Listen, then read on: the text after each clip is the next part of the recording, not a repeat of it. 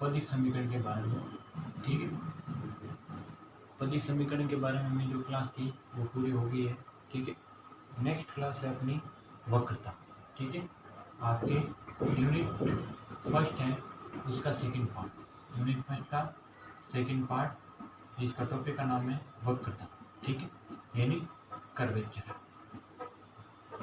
इसमें क्या है, सबसे पहले आपके जो कर्वेचर होती क्या है, वक्रता क्या होती है, उसके बारे में अपने को पढ़ना है। ठीक है, देखो वक्रता क्या होती है, किसी भी बिंदु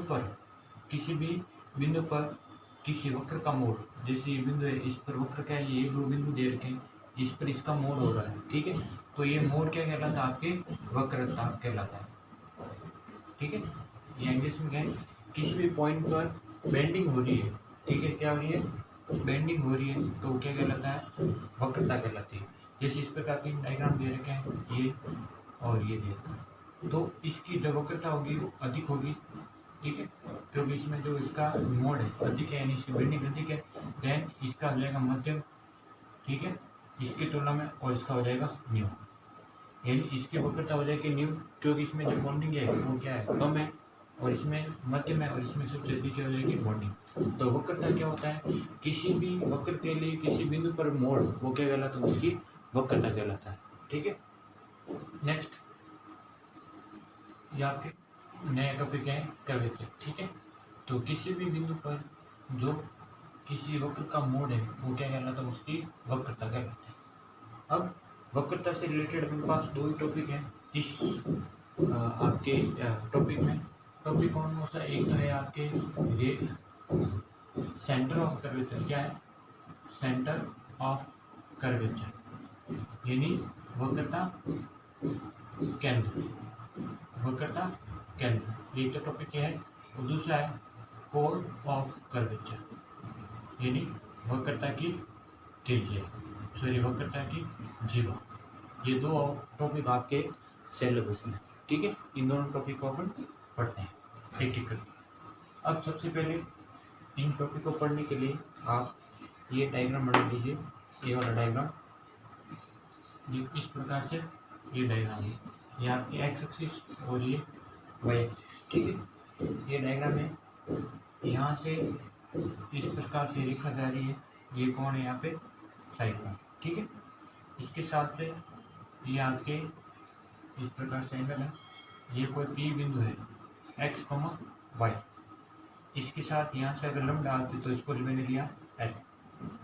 ठीक है, और यहाँ से एक रेखा खींची इस प्रकार से, ये सी है, ये यहाँ पे अभी मैं बता दूंगा, इसको आप एक बार ड्रॉ कर लीजिए, और यहाँ से ये हो जाएगा एन। अब देखो यहाँ पे क्या है, ये आपसे जो पी बिंदु है, पी से सी, ये आपके क्या कहलाएगा, वक्रता केंद्र, वक्रता केंद्र। ठीक है, और इनके जो बीच की दूरी होती है वो होती है रो से प्रदर्शित। ठीक है, यानी वक्रता केंद्र और आपके जो बिंदु है उन दोनों के बीच की दूरी क्या होती है, रो से प्रदर्शित की जाती है। इसको लिखते हैं रो, इस प्रकार रो, आर एच रो से प्रदर्शित किया जाता है। अब देखो इस डायग्राम से एक एक चीज अपन पढ़ते हैं। अगर किसी बिंदु, ठीक है, सबसे पहले वक्रता केंद्र क्या होता है, क्या होता है, वक्रता केंद्र। यहाँ पे जो सी है वो क्या कहलाता है, वक्रता केंद्र, जिसको एक्स बार और वाई बार से प्रदर्शित किया जाता है।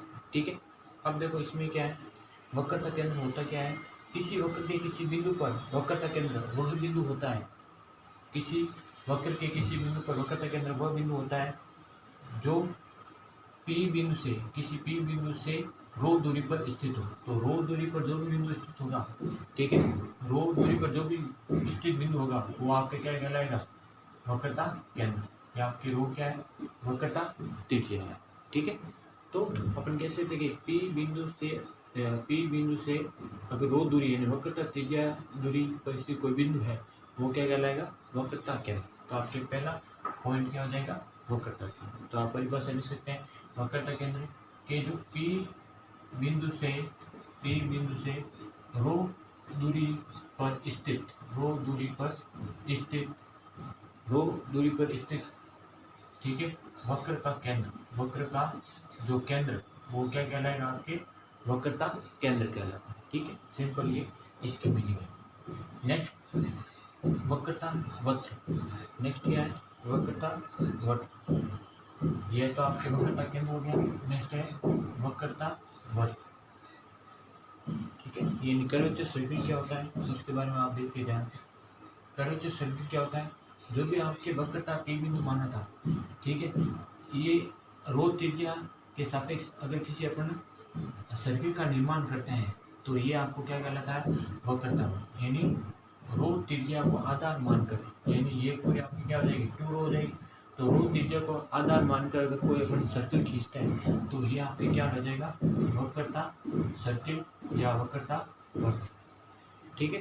यानी रो त्रिज्या को या P बिंदु से अगर C को मिलाते रो त्रिज्या आ गई है तो रो त्रिज्या को आधार मानकर इससे खींचा गया वक्र वो क्या कहलाता है आपके वक्रता वक्र कहलाता है, ठीक है। इसका समीकरण आपके पूछा गया है, ठीक है। वक्रता त्रिज्या ये हो जाएगी। अब वक्रता वक्र का जो समीकरण होता है ये आपके एग्जाम में एक बार पूछा गया है। वक्रता वक्र का समीकरण जो फर्स्ट वाला एग्जाम होता है BSc फर्स्ट ईयर का, उसमें पूछा गया है। तो इसमें समीकरण क्या होगा x माइनस एक्स बार का whole square plus y minus Y bar का होल स्क्वायर, ये आपके क्या होता है वक्रता वक्र का समीकरण बराबर होता है r, ठीक है। कुछ नहीं यहाँ पे क्या है x square plus y square बराबर आर स्क्वायर अपन करते हैं तो ये यहाँ पे क्या हो जाएंगे वक्रता केंद्र के निर्देशांक, एक्स बार और वाई बार क्या हो जाएंगे वक्रता केंद्र के क्या हो जाएंगे निर्देशांक, वक्रता केंद्र के निर्देशांक, ठीक है। तो ये आपके क्या है पहला टॉपिक पढ़ा था हमने वक्रता केंद्र, दूसरा पढ़ा हमने वक्रता वक्र और तीसरा पढ़ा वक्रता केंद्र का समीकरण। ये आपके वक्रता केंद्र का क्या हो जाएगा समीकरण, ये पूछा गया है, इसको मिटा रहा हूँ। थर्ड टॉपिक है वक्रता जीवा, सिंपल है वक्रता जीवा। P बिंदु से C तक अपने रो त्रिज्या खींची तो ये जो वक्रता वक्र की जो जीवा होगी, वक्रता वक्र की जीवा होगी वो क्या कहलाती है, हम कह सकते हैं कि वक्रता वृत्त की जीवा, वक्रता वृत्त की जीवा ही क्या कहलाती है वक्रता जीवा के,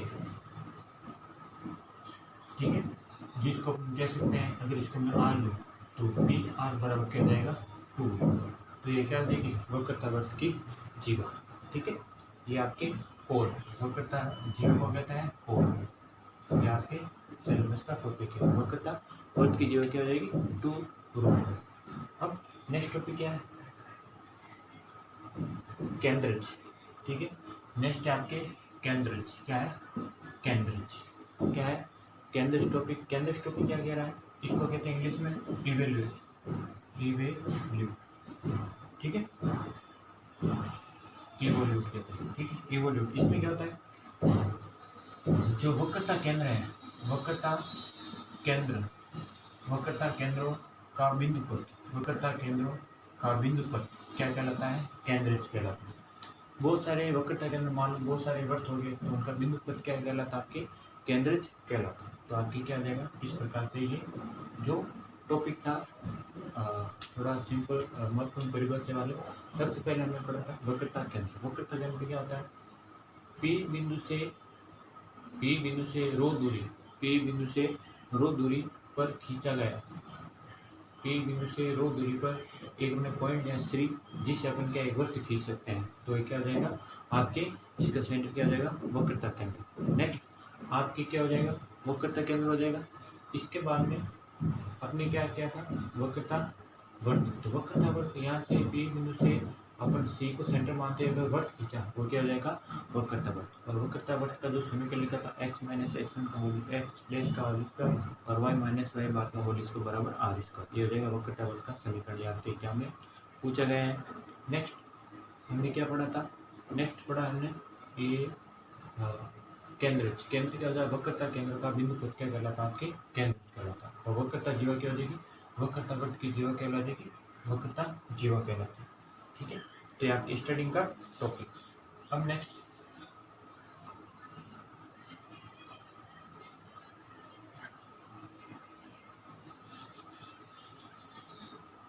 आपके टॉपिक में वक्रता केंद्र और कोड ऑफ कर्वेचर यानी वक्रता जीवा दोनों टॉपिक आपके सिलेबस में। तो एक एक करके अपन टॉपिक पढ़ते हैं। तो सबसे पहले आपकी जो टॉपिक है वो क्या है, आपकी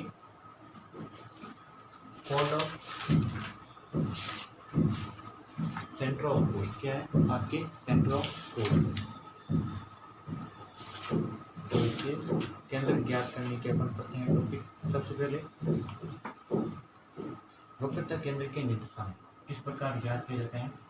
वक्रता केंद्र के निर्देशांक, ठीक है। इसको ज्ञात करने के लिए एक टॉपिक आप याद रखना जो इम्पोर्टेंट है, इससे रिलेटेड, उसको अपन थोड़ा सा पढ़ लेते हैं, ठीक है, क्योंकि वो आपके क्वेश्चन में काम आए। देखो हमने एक पढ़ा था वक्रता त्रिज्या। क्या पढ़ी थी? वक्रता त्रिज्या, ठीक है, जिसको प्रदर्शित करते हैं रो से, ठीक है। तो वक्रता त्रिज्या जो इसका मान होता है रेडियस ऑफ कर्वेचर, इसको लिखते हैं 1/, वक्रता से क्या लिखते हैं 1/, वक्रता से क्या लिखते हैं रिलेटेड करते हैं। तो 1/, वक्रता। अब वक्रता क्या होती है, इसको लिखते हैं D psi upon d s. D psi upon d S जो वक्रता होती है क्या होती है D psi upon d S. तो आपकी वक्रता त्रिज्या क्या होती है D S upon D psi upon D. तो अगर आपको पूछ ले डी एस अगर दे दिया साई के रूप में तो आप वक्रता त्रिज्या ज्ञात कर सकते हो, ठीक। तो पहला एक आपको ये याद। दूसरा है कि इसका जो कार्य समीकरण होता है वक्रता त्रिज्या जो कार्य समीकरण यानी कार्टेशियन फॉर्म, रो को अगर कार्टेशियन फॉर्म में लिखना है तो किस प्रकार लिखते हैं।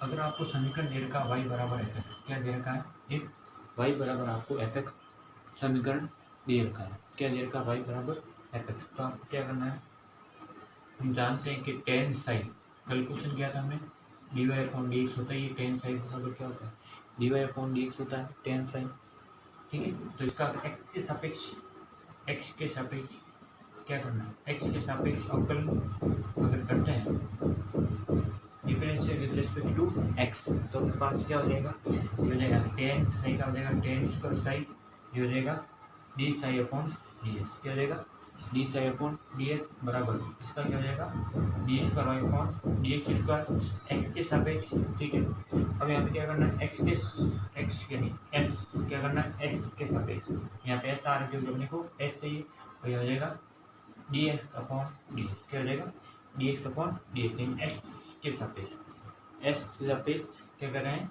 अपन डिफरेंशिएशन कर रहे हैं। अब इसके बाद हमें क्या करना है,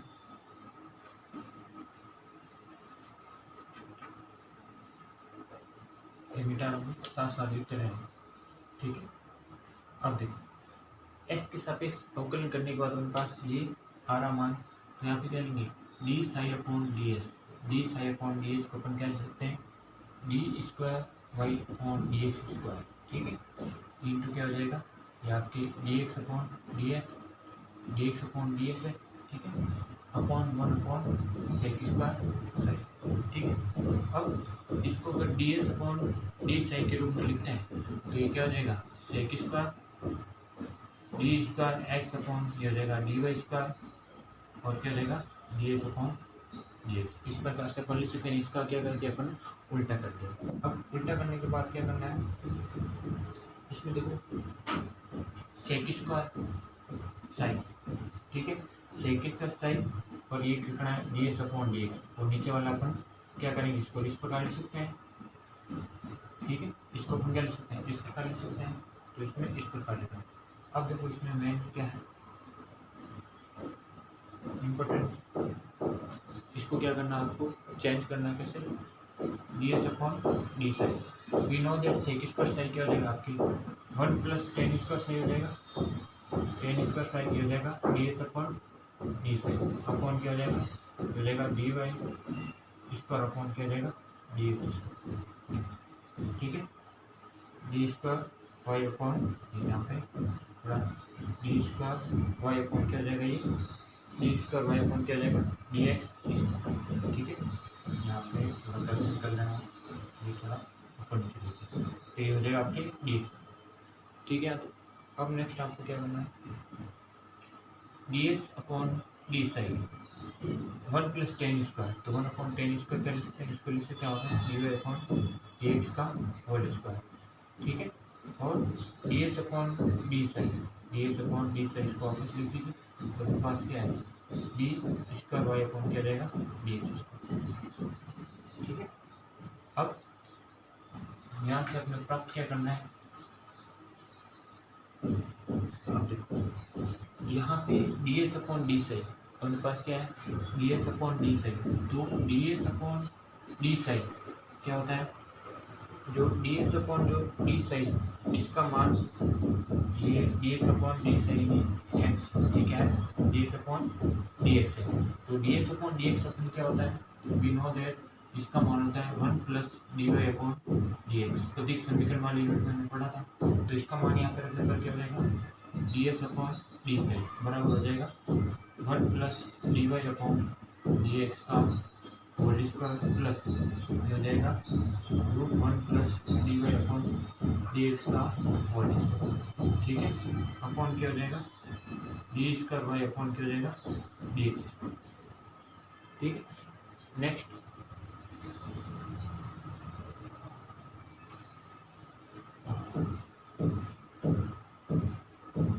तो ये आपके क्या हो जाएगा d S upon D psi बराबर हो जाएगा 1 plus D Y upon D x का होल स्क्वायर की पावर 3/2 अपॉन क्या हो जाएगा d square y upon D x. ये आपकी क्या हो जाएगा इस प्रकार से समीकरण। अब इसको शॉर्ट फॉर्म में लिखना है तो कैसे याद करना है D S upon D Sai, ये आपके बराबर चल रहा है वो क्या तीजे के बराबर। ठीक है, तो इसको अपन सीखेंगे 1 प्लस वाई वन का स्क्वायर की पावर 3/2 अपॉन वाई। ये आपको सूत्र याद रखना है, सिंपल है, बता दें मैंने कैसे निकालना है ये आपको याद रखना। यहाँ पे वाई वन क्या हो जाएगा आपके first order differential, y two हो जाएगा सेकेंड ऑर्डर डिफरेंशियल। ठीक है, तो ये आपको याद रखना। वक्त दीजिए अगर आपको y बराबर एफ एक्स दे दिया जाए तो आपको इस प्रकार से आपको ज्ञात करना। ठीक है, अब इसकी सहायता से आपको क्या करना है सेंटर ऑफ कर्वेचर आपको ज्ञात करनी है, यानी वक्रता केंद्र के निर्देशांक आपको ज्ञात करना। अब देखो नेक्स्ट क्या है वक्रता केंद्र के निर्देशांक। इंपोर्टेंट बात, वक्रता केंद्र के निर्देशांक। तो वक्रता केंद्र के निर्देशांक अपन ज्ञात करते हैं। ये आपके टॉपिक 78 आपके वक्रता केंद्र के निर्देशांक क्या है वक्रता केंद्र के निर्देशांक। ठीक है, इस पर सवाल आते हैं। तो देखो सबसे पहले वक्रता केंद्र के निर्देशांक क्या हो जाएंगे,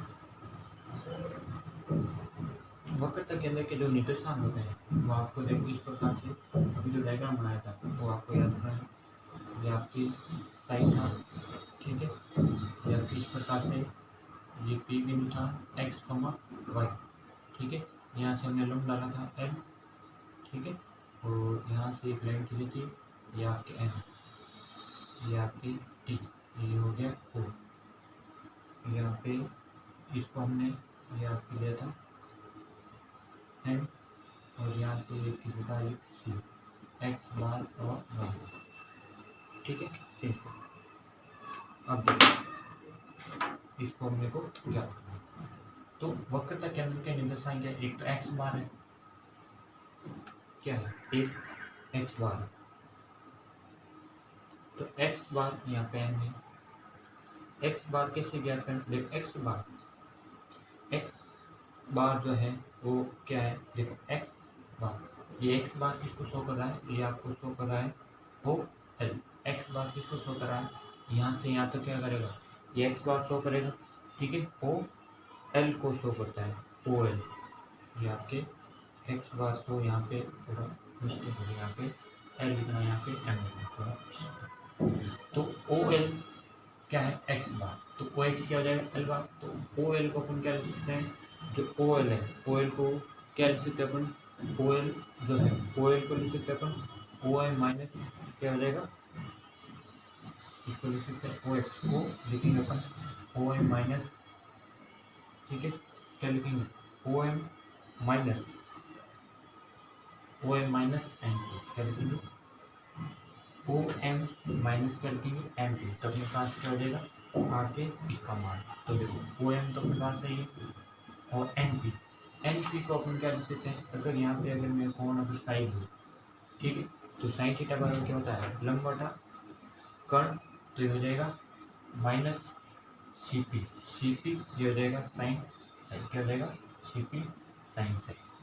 इस प्रकार से आपको, तो जो ओ एम है, ओ एम हमने क्या लिया था, एक्स एक्सिस ये आपके भाई, तो ओ एम बराबर क्या हो जाएगा एक्स माइनस सी पी अपने पास क्या है, वक्रता त्रिज्या ये रो साइन साइन, तो एक्स बार यानी एक्स का निर्देशांक क्या हो जाएगा इस पर। इसी प्रकार आपको ज्ञात करना वाई बार, ठीक है, वाई एक्सिस पे लेना है, तो वाई एक्सिस पे लेंगे तो क्या हो जाएगा, ये आपके एल सी क्या हो जाएगा एल सी, वाई एक्सिस पे ले रहे तो हो जाएगा एल सी वाई निर्देशांक, तो एल सी बराबर हो जाएगा आपके एम पी, क्या हो जाएगा एम पी प्लस, ठीक है, एम पी प्लस क्या हो जाएगा आपके एम पी प्लस क्या हो जाएगा आपके N C, M P plus क्या हो जाएगा एन सी,